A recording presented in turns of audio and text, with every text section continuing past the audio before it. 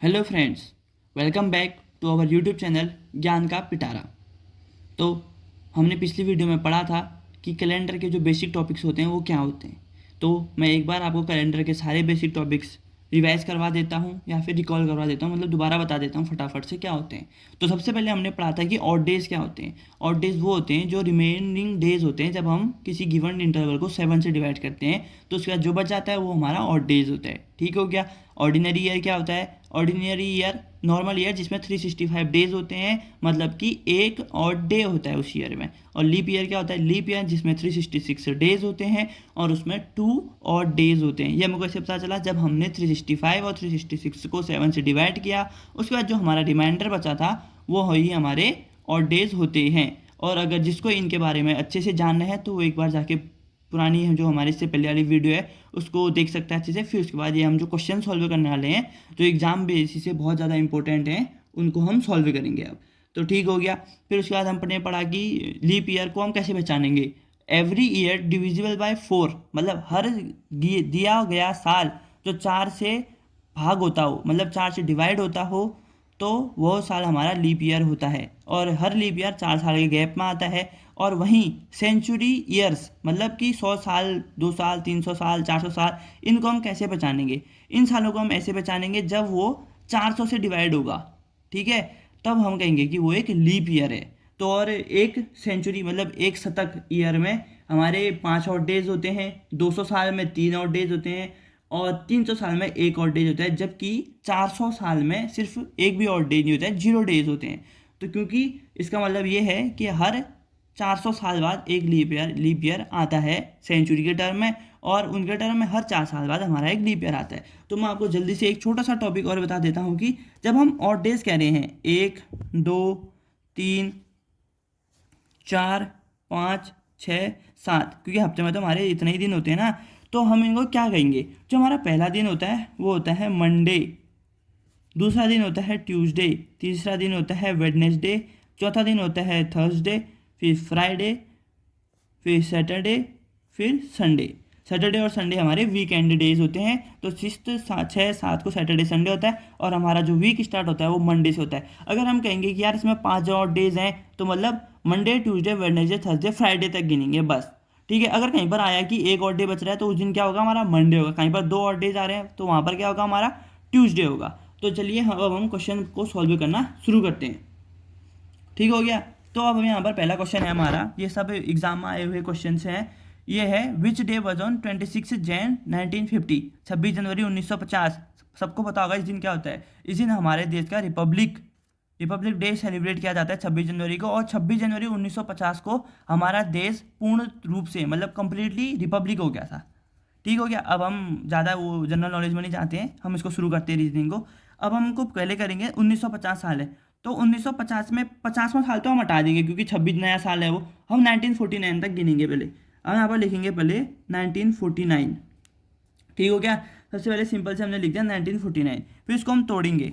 1600 plus 300 plus 49। अब आप कहोगे कि तो ऐसे क्यों तोड़ा? हमने इसको ऐसे इसलिए तोड़ा क्योंकि 1600 क्या होता है, जब हम इसको 400 से डिवाइड करेंगे तो इसमें कितने और डे बचेंगे? 0 बचेंगे। और जब हम इसको भी जब हम 400 से डिवाइड करेंगे तब भी इसमें जो बचेंगे होंगे और डेज होंगे। और जब हम 49 ईयर्स हैं, फिर इसमें हम आगे को फर्दर सॉल्व करेंगे। ठीक हो गया। अब हम यहाँ पर लिख लेता हूँ मैं ऑड डेज कितने कितने हैं करके। तो जो 1600 ईयर में है कितने और डेज होंगे? 0 और डेज। और 1600 के लिए कितने और डेज हैं? 0। और वहीं पर हम 300 के लिए करेंगे। 300 के और डेज कितने हैं हमारे? हम ऐसे कर लेंगे। कल हमने पता क्या था, एक सेंचुरी मतलब 100 साल में 3 और डेज होते हैं, तो 300 साल में कितने होंगे? 15। लेकिन 15 7 से बड़ा है तो हम उसको 7 से डिवाइड करेंगे तो हमारा बचेगा कितना? 1। तो हमारा वहाँ पर एक और डे होगा। ठीक हो गया, एक और डे। तो इसके बाद देखेंगे कि हमारा 49 ईयर्स हैं। अब मैंने आपको बताया था कि हमको पता कैसे चलेगा कितने लीप ईयर है। जब 49 है उसको हम पहले 12 से डिवाइड करी नहीं 4 से डिवाइड करेंगे। तो 4 से जब हमने डिवाइड किया तो 4 12 जा 48 होता है। मतलब 48 तक तो हमारा आ रहा है, जो बचा हुआ एक होगा वो ऑर्डिनरी ईयर होगा। मतलब जो हमारा 49 ईयर्स हैं, 49 ईयर्स, इसमें से हमारे 12 जो हैं लीप ईयर हैं, 12 लीप ईयर है, और जो बचे हुए हैं 49 माइनस 12 इक्वल टू 37, ये हमारे ऑर्डिनरी ईयर है, ऑर्डिनरी ईयर। तो ठीक हो गया। अब हम यहाँ पर, अब हम अपने मेन क्वेश्चन की कैलकुलेशन करना शुरू करते हैं। मैं आपको अभी फास्ट से बता रहा हूँ, इसके बाद मैं आपको शॉर्ट ट्रिक करने की सिखाऊंगा। यहाँ पर है, यहाँ पर लिखेंगे हम टोटल ऑड डेज। ठीक हो गया। तो हम सीधे से अब क्वेश्चन को शुरू करते हैं। पहले हमने 1600 में देखा था, 1600 में 0 ऑड डेज हैं। ठीक हो गया। प्लस 300 में कितने ऑड डेज हैं, 1। प्लस अब देखो 49 में कितने हैं, किससे पता चलेगा, पहले 12 लीप ईयर है 49 में, मतलब 12 इंटू 2। अब ये क्यों किया, क्योंकि एक लीप ईयर में 2 ऑड डेज होते हैं। प्लस 37 इंटू 1, क्यों, क्योंकि हर एक ऑर्डिनरी ईयर में सिर्फ एक ऑड डे होता है। प्लस 26 दिन। तो अब हमने यहाँ पर 26 क्यों जोड़ा, क्योंकि हमको 26 जनवरी तक निकालना है, मतलब हम लास्ट डेट तक हमको ऐड करते हैं। और ये याद रखना कि अगर कहीं पर दिया होगा कि इस तारीख से उस तारीख तक निकालने, मतलब 1 जनवरी से 20 जनवरी के बीच में 20 जनवरी को क्या होगा ऐसा कहेंगे, तो हम वहाँ पर 1 जनवरी वाला दिन ऐड नहीं करेंगे, उसके बाद 20 - 1 प्लस 19 ऐड करेंगे हम। ठीक है, लेकिन हमको यहाँ पर दिया है 26 जनवरी को निकालना है हमने, तो इसलिए हमने 26 भी पूरा ऐड किया है। तो अब हम इसको सॉल्व करेंगे। देखो 0 + 1 1 होता है, 12 जो 24 प्लस 37 प्लस 26। ठीक हो गया। फिर 1 plus 7 4 11 1 6 2 5 61 plus 26 is equal to, जब हम सबको ऐड करेंगे तो 6 + 1 + 1 8 6 + 2 108। ठीक हो गया दोस्तों। तो हमारा ये 108 हो जाएगा, 108/9। तो जो हमारा ये होगा 6 + 1 + 1 कितना होता है, 8 होता है। फिर 6 + 2 कितना होता है, 8। अब आ गया हमारा 88/7। अब हम इसको डिवाइड करेंगे, 7 से 88 को डिवाइड करेंगे। 7 × 1 = 7, रिमाइंडर आया 8 18, 7 × 2 = 14, रिमाइंडर बच गया हमारा 4। ठीक हो गया दोस्तों। तो इसके बाद जो बच रहे हैं हमारे, यहाँ पर लिखेंगे पहले ऑड डेज। ऑड डेज कितने आए हमारे, 4 आए। इसका मतलब अभी हमने आपको बताया था 1 2 3 4, मतलब 4 को क्या था, 26 जनवरी 1950 को क्या था, थर्सडे था। अब हम यहाँ लिख देंगे ऑन 26 जनवरी 1950 क्या था, 4 और डे से, तो ये हो जाएगा थर्सडे। तो ये हमारा आंसर हो जाएगा। तो मैं उम्मीद करता हूँ कि आपको ये जो मैंने क्लियरली एक्सप्लेन किया इसको पूरे को आपको समझ में आया होगा। ठीक हो गया दोस्तों। अब हम जो अगला वाला क्वेश्चन है उसको हम फटाफट से, बिना इतना, अगर आपका पेपर में आएगा तो इतना करने में तो आपको बहुत ज़्यादा टाइम लग जाएगा। ठीक है, तो अब हम इसको कोशिश करते हैं कि इसको थोड़ा सा शॉर्ट किया जाए, फिर आपको जितनी जल्दी आपको इसका लॉजिक समझ में आ जाएगा आप इसको फटाफट करने लग जाएंगे इस क्वेश्चन को। तो अब हम इसको थोड़ा सा शॉर्ट करेंगे।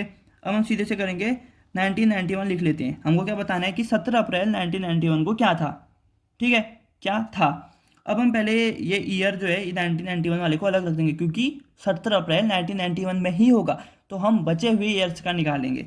तो हम यहाँ पर कर देंगे 1600 पहले करेंगे सीधे, 1600 प्लस 300 प्लस 90 प्लस जो ये एक ईयर है इसको अभी निकालेंगे हम, इसका जो ये है इसका सिस्टम ये है, तो हम इसको अभी अलग से सॉल्व करेंगे। ठीक हो गया। अब हम कर लेते हैं 1600 में कितने और डेज होते हैं, 0 से, आपको पता है क्योंकि 400 से डिवाइड हो रहा है फटाफट से।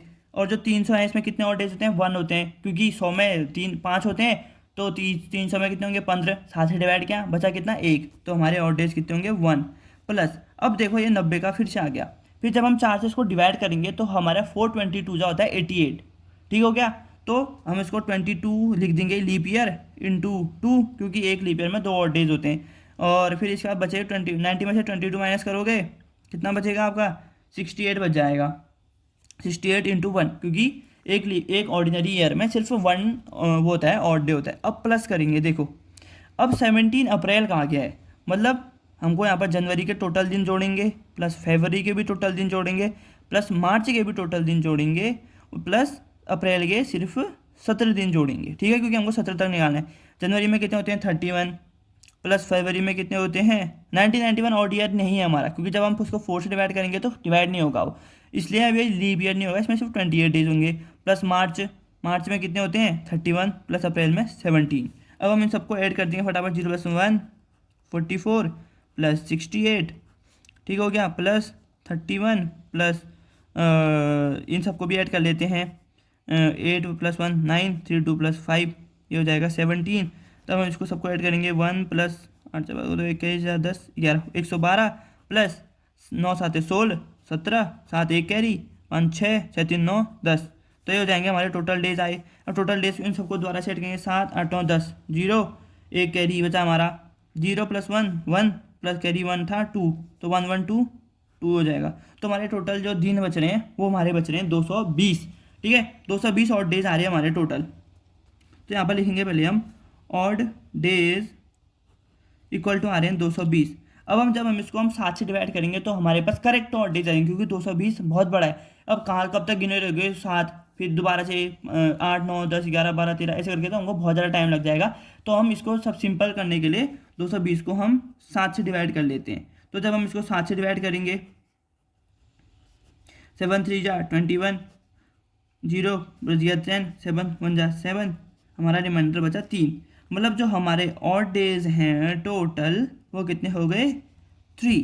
तो ठीक है तो अब हम लिख देंगे ऑन 17 अप्रैल 1991 को क्या था हमारा 1 2 3 हम यहाँ से दोबारा देखेंगे 1 2 3 कितना है देखो ये 1 2 3 की क्या है वेडनेसडे। तो हमारा 17 अप्रैल 1991 को जो डे था वो था हमारा वेडनेसडे। तो ये मैं सोचता हूँ कि आपको ये समझ में आ गया होगा। ये शॉर्ट तो नहीं था लेकिन जितना जितना अगर आप समझ गए हैं तो ये आपके लिए शॉर्ट ट्रिक ही हुई। ठीक हो गया। अब हम अगला जो ये वाला क्वेश्चन है इसको करते हैं। इसमें आपको जो हमने ईयर ये मंथ के हमने सारे दिन जोड़े थे इसमें मैं आपको बताऊंगा कि मंथ के कितने दिन ऐड करें। ठीक हो गया। तो हम दोबारा से लिख लेते हैं 76 यहाँ पर जो 6 वाला ईयर है इसका हम अलग से निकालेंगे क्योंकि 76th ईयर में हमारा 16 जुलाई आएगा उस ईयर को हम ऐड नहीं करते। तो यहाँ पर कर लेंगे हम 1600 प्लस 100 प्लस 75 मतलब 75 1600 प्लस 100 प्लस 75 प्लस जो ये ईयर है 1 ईयर जो ये एक्स्ट्रा वाला ईयर है ये होगा। ठीक हो गया समझ रहे होंगे सब। तो हम फिर यहाँ पर लिख लेंगे हम ऑड डेज कितने 1600 में 0 होते हैं क्योंकि ये 100 से डिवाइड होता है 400 से डिवाइड होता है और 100 में कितने ऑड डेज होते हैं एक सेंचुरी में 5 पर 75 का देखेंगे जब हम इसको 4 से डिवाइड करेंगे मतलब 4 से 75 को डिवाइड करेंगे तो हमारा आएगा 18 4 जा 72। मतलब हमारे कितने होंगे इसमें कितने वो होंगे लीप ईयर इसमें सिर्फ 18 लीप ईयर होंगे 18 × 2 प्लस जब हम इसमें से 18 माइनस करेंगे तो हमारा बचेगा यहाँ पर बचेगा 57 × 1 क्योंकि सिर्फ ऑर्डिनरी ईयर जो बचता है उसमें सिर्फ एक और डे ही होता है। अब हमने यहाँ पर निकाल दिया 18 हमारे लीप ईयर से 18 कैसे आया जब हमने 4 से इसको डिवाइड किया 4 18 या 72 होता है और अगर हम 4 19 क्या करते तो 76 हो जाता मतलब ज़्यादा हो जाता। तो इसका मतलब यहाँ पर हमको ये भी समझ में आता है कि जो हमारा 76 वाला ईयर है ये एक लीप ईयर होगा। ठीक है हम इसका ध्यान अभी आगे देखेंगे तो आपको ये समझ में आ गया कि हमने 18 और 57 क्यों रखा होगा। ठीक है अगर आपको कोई भी क्वेश्चन है आप कुछ भी क्वेश्चन पूछ रहे हैं तो आप मेरे से कमेंट बॉक्स में पूछ सकते हैं। अगर आपको वीडियो समझ में आ रही है तो आप उसमें हमें बताएं कि आपको वीडियो समझ में आ रही है। अगर आपको जब आप कमेंट करेंगे तभी हमें पता चलेगा कि आपको वीडियो समझ में आ रही है। ठीक हो गया। तो हम इसको आगे सॉल्व करते हैं। अब हमको 16 जुलाई तक पहुँचते हैं। पहले आएगा जनवरी फरवरी मार्च अप्रैल मई जून फिर आएगा हमारा लास्ट में जुलाई। ठीक हो गया दोस्तों। अब हमने इस वाले क्वेश्चन में क्या लिया था पूरे पूरे दिन लिख दिए थे। अब मैं आपको एक और छोटी सी ट्रिक बताता हूँ। देखो अब मैंने आपको बताया था कि ऑड डेज निकालने के लिए हमको 7 से डिवाइड करते हैं। जनवरी में हमारे 31 डेज होते हैं तो 31 को जब हम 7 से डिवाइड करेंगे तो हमारा रिमाइंडर बचेगा 3 मतलब जनवरी में 3 एक्स्ट्रा दिन है। तो जैसे हम लीप ईयर में एक एक्स्ट्रा दिन को मल्टीप्लाई करते हैं इसमें 2 को करते हैं तो इसमें कर लेंगे 3 को सिर्फ 3 लिखेंगे। और फरवरी 1776 वाला हम जब 4 से डिवाइड करते हैं तो 19 आता है। इसका मतलब जो हमारा 1776 है ये एक लीप ईयर है तो फरवरी में 29 डेज होंगे। इसको दोबारा से जब हम 7 से डिवाइड करेंगे बचेगा कितना 1। जब हम मार्च में करेंगे तो उसमें भी 31 डेज होते हैं तो बचे कितने और डेज हमारे 3। अप्रैल में 30 डेज होते हैं जब हम 7 से डिवाइड करेंगे 7 4 जा 28 रिमाइंडर बच गया 2 तो हमारे 2 और डेज होंगे। फिर सेम मई में भी 31 होते हैं तो 31 डेज होते हैं तो बच गए हमारे 3। जून में 30 डेज होते हैं तो हमारे बच गए 2। ठीक हो गया। अब जुलाई में देखो 16 जुलाई को मुझे निकालना है तो जब हम 7 से 16 को डिवाइड करेंगे तो 7 2 जा 14 होता है बचे कितने 2 ऑर्डिनरी डेज। अब बहुत सारे लोगों को ये दिक्कत होती है फटाफट से ये करने में कि यार इस महीने में कितने दिन होते हैं उस महीने में कितने दिन होते हैं। तो आपको मैं एक सिंपल सा तरीका बताता हूँ एक नुस्खा टाइप का है तो आप इसको ऐसे कर सकते हैं। देखो ये आपका जो अंगूठा ये पंजा होता है, ये मुक्का मारने वाला ये जो ये हाथ है, इसमें आप देखेंगे तो ये ऊपर वाली गांठ होती है, इसको आप लोगे जनवरी, फिर जो ये नीचे है इसको फरवरी मान लो, फिर ये ऊपर वाला आया मार्च, फिर नीचे आया अप्रैल, फिर ऊपर आया जून, फिर मार्च, अप्रैल के बाद आता है मई, फिर ऊपर आया मई, फिर जब नीचे गया तो ये आता है जून, फिर आता है जुलाई, फिर ये खत्म हो गया, फिर ये आपको याद कैसे करोगे, फिर दोबारा से इधर से आओगे, ये अगस्त, फिर सितंबर, फिर अक्टूबर, फिर नवंबर, फिर दिसंबर। मतलब कि जो ये ऊपर वाली गांठें हैं, जो ये वाली गांठें हैं, ये हमारे होंगे 31 डेज वाले, जो जो नीचे वैली में आ रहे हैं ये सारे हमारे 30 डेज वाले होंगे। तो आप इसको याद कर सकते हैं, आप एग्जाम में जल्दी से इसको, उस क्वेश्चन को पता करने के लिए कि किस महीने में कितने दिन है, तो वैसे ही मैंने ये याद कर रखे हैं। तो अब हम इसको फटाफट से आगे को सॉल्व भी करते हैं।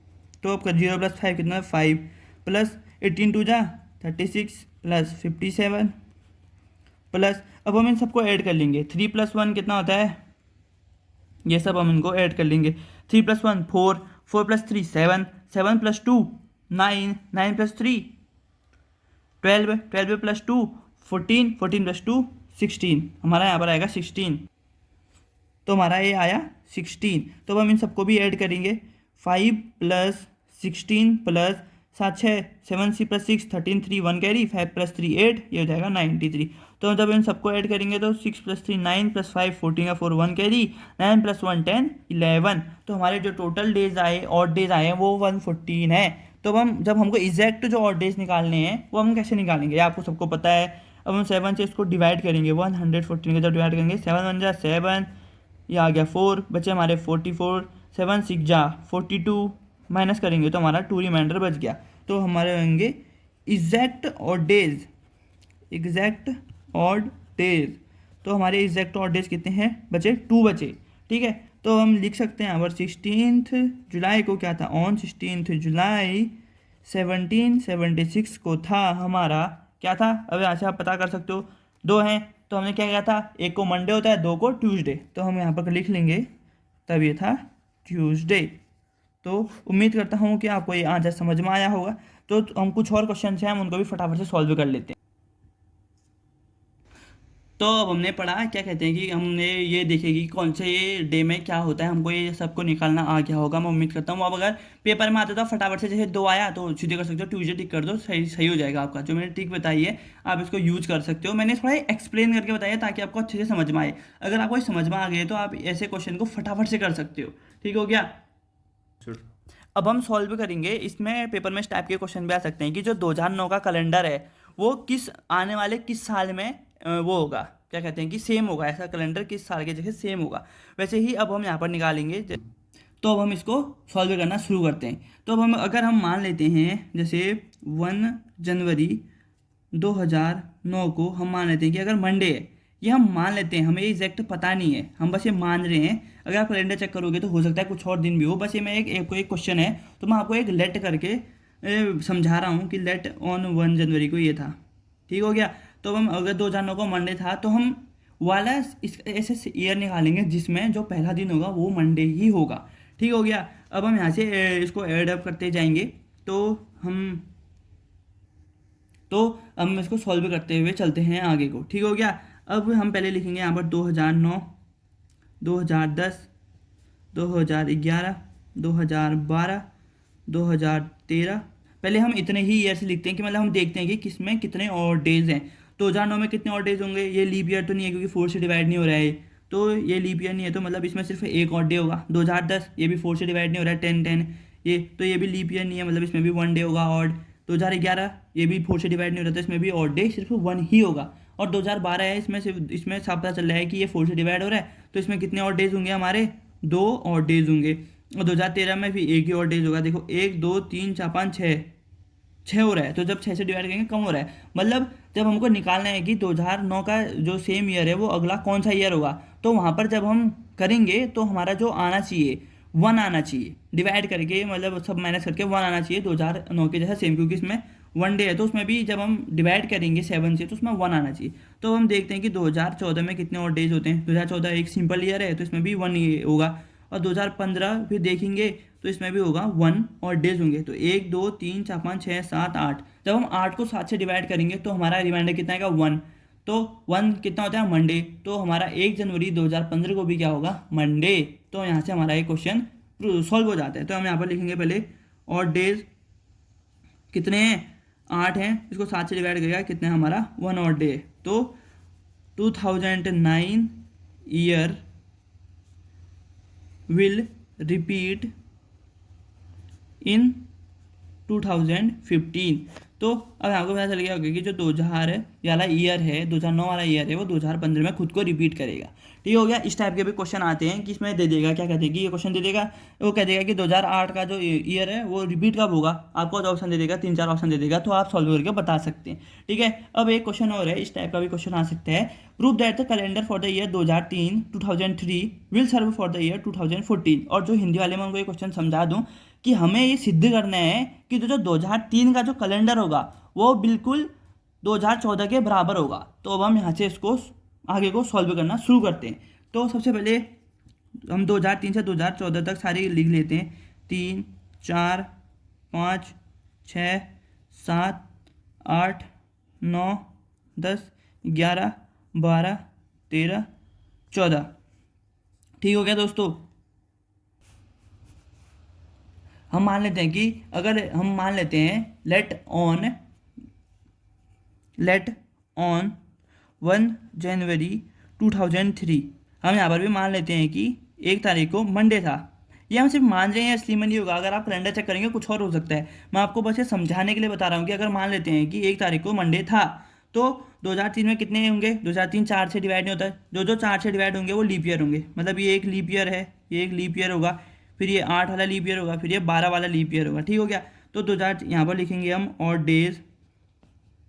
2003 में 1 और डे होगा, 4 में 2, 5 में 1, 6 में 1, 7 में 1, इसमें 2, इसमें 1, इसमें 1, इसमें 1, फिर इसमें आएंगे 2, इसमें 1, फिर इसमें 1। हमको प्रूफ करना है कि 2003 का 2014 के जैसा ईयर होगा। मतलब 2014 का जो आना चाहिए हमें सेम आना चाहिए, एक आना चाहिए। ठीक है। अगर हम इसको हटा दें, 14 वाला हटा दें, तो आप ये कह सकते हो, क्या कहते हैं कि यहाँ पर तक हमारे आएंगे 1, 2, 3, 4, 5, 6, 7, 8, 9, 10, 11, 12, 13, 14। जब हमें देखो 14 है, 7 से जब डिवाइड करेंगे 0 आएगा। इससे भी हमें पता चल जाएगा कि जो हमारा नेक्स्ट ईयर है, 2014 वाला ईयर है, 2014 वाला ईयर है, उसमें जो पहला दिन होगा वो मंडे ही होगा। ठीक है। अगर हम इसको हटा दें तो यहाँ पर 0 बचेगा, 0 रिमाइंडर मतलब जो अगला दिन है वो मंडे होगा। अगर यहाँ पर 1 रिमाइंडर बच रहा है, इसका मतलब जो पहला दिन होगा वो मंडे ही होगा। तो सबको समझ में आ रहा होगा। तो यहाँ पर टोटल और डेज कितने हो गए हमारे, 15 है। जब हम इसको 7 ये सबको ऐड करा हमने आपस में, तो 15 आया, तो हमारा बचा 1 और डे। तो यहाँ से पता चल जाता है हमको। तो हम यहाँ पर लिख सकते हैं कि 1 जनवरी 2014 को भी क्या ही होगा, मंडे ही होगा। ठीक हो गया दोस्तों। तो 2003 विल रिपीट itself इन 2014। तो ऐसा बहुत बार हो जाता है। मतलब जो एक साल है, जैसे अभी हमारा 2021 वाला साल चल रहा है, तो ये हो सकता है कि 2021 वाला साल का जो कैलेंडर है वो अगले किसी और साल में सेम जगह हो। ठीक है। तो मैं उम्मीद करता हूँ कि आपको जितना भी मैंने पढ़ाया या आपको समझ में आया होगा। ठीक हो गया। ये जितने भी रिलेटेड ट्रिक्स हैं हमारी, तो आपको सब समझ में आई होंगी। ठीक हो गया। तो आप इसको दोबारा से देखिए। अगर आपको समझ में आ जाए तो आप अच्छे से शॉर्ट तरीके में आप जब क्वेश्चन करेंगे तो फटाफट कर सकते हैं और जल्दी से जल्दी एग्जाम में स्कोर कर सकते हैं आप। ठीक हो गया। तो अगर आपको वीडियो पसंद आई है तो लाइक करना ना भूलें। अपने दोस्तों के साथ इस वीडियो को शेयर कीजिए, जो भी एग्ज़ाम्स की प्रिपरेशन कर रहे हैं उनके लिए बहुत ज़्यादा इम्पोर्टेंट है। तो ठीक हो गया। तो अगर चैनल को सब्सक्राइब नहीं किया तो सब्सक्राइब भी करें, लाइक शेयर सब्सक्राइब सब करें। और अपना और अपने घर वालों का ध्यान रखिए। Take care and thanks for watching.